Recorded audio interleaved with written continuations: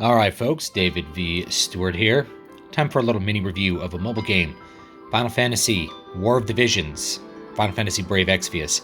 This is an attempt by Gummy, I think is the actual developer, even though Square Enix is nominally the publisher, an attempt to merge the mechanics of Final Fantasy Tactics games, so Final Fantasy Tactics War of the Lions, Final Fantasy Tactics Advance, so on, with the monetization strategy of Final Fantasy Brave Exvius. And if you are not familiar with that monetization strategy, basically it revolves around gacha mechanics, which means you are going to get random rewards. You're going to try to summon some random, you can hit summon over here, you're going to try to summon some random guys, and maybe you'll get something good that'll help you be better at the game. That's really what you want. And the whole game is actually designed at the meta level around getting these better units and trying to up the quality of what kind of things you have available for you. That's the crux of this problem, is that Final Fantasy Tactics is amazing gameplay. It's some of my favorite gameplay ever. But the meta of Final Fantasy Tactics involves progressing through a story which has a definite end and which will also has a meta element where you are trying to improve your classes that all of your characters have access to, combining different skills to make, dual wielding dark mages once you get really high into the meta level of War of the Lions, for example, or the original Final Fantasy Tactics. And we don't really have that here. Instead, the meta level is around unlocking the potential of your characters, getting them really leveled up using these items which you get from these little summoning events of different kinds. Some are free and they're basically garbage. They're really trying to get you to pay to make your units better and to have random access to good units. And the problem with that, of course, is that stands in the way of the quality gameplay. What we want for good gameplay is to have a progressive sense of difficulty that requires you to master the meta, not requires you to master the meta by paying money to the company. And so that's really going to spoil it. The other thing, and Final Fantasy Brave Exvius is a great example of this, Final Fantasy Brave Exvius, there's really no end to the story. The story just kind of drolls on and on with no definite end, nothing new happening. So the whole point of trying to maybe go through the story or something like that, it's just to keep you playing. What they really want you to do is to try to do the high-level stuff to get the best, ranking for your units, get the best items to make your units that much better.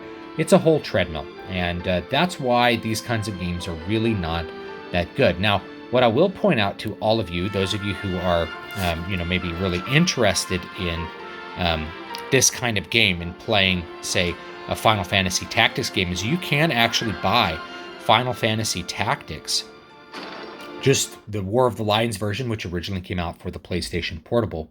You can buy that version of the game for only, I think, $12 on the Google Play Store, and I know it's available for iOS as well. Not only that, but the version that's available for iOS is better than the version that you will get if you were going to buy the PSP or the PlayStation Vita version. I have it on the PlayStation Vita. The reason is because there's actually this weird spell slowdown that happens in the PS Vita version, and it's not present on these newer versions, so it's actually a better version. It has the same gameplay, but it's a self-contained game, and for $12, you're actually going to get a lot of hours of gaming enjoyment out of it. Up to 100 if you really want to dive deep into the game. That's a lot of gameplay. That's a lot of story. It has a great story as well that slowly uncovers itself as you play through the various levels and get to know the various characters.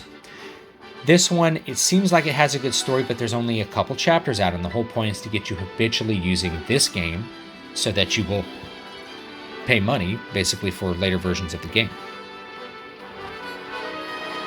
So this is explaining some of the tactics of the game, but it's basically, you're looking at Final Fantasy Tactics. And we can go right there. There we go.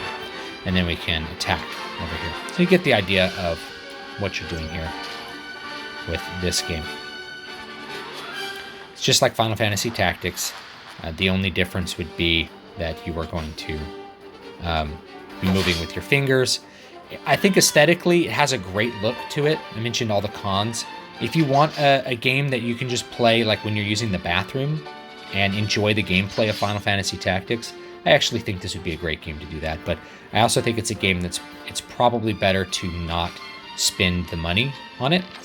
And if you're going to spend money, if you're prone to spending money on gacha games, what you should really consider doing instead of spending money on the gacha game is just buying the original Final Fantasy Tactics if you've never played it before. I've played it a bunch of times. That's kind of why I installed this. It does have the Final Fantasy Tactics style gameplay. It is pretty good at that. But I know once we get up to the higher levels, we are going to be dealing with the gacha system overcoming any kind of other qualities.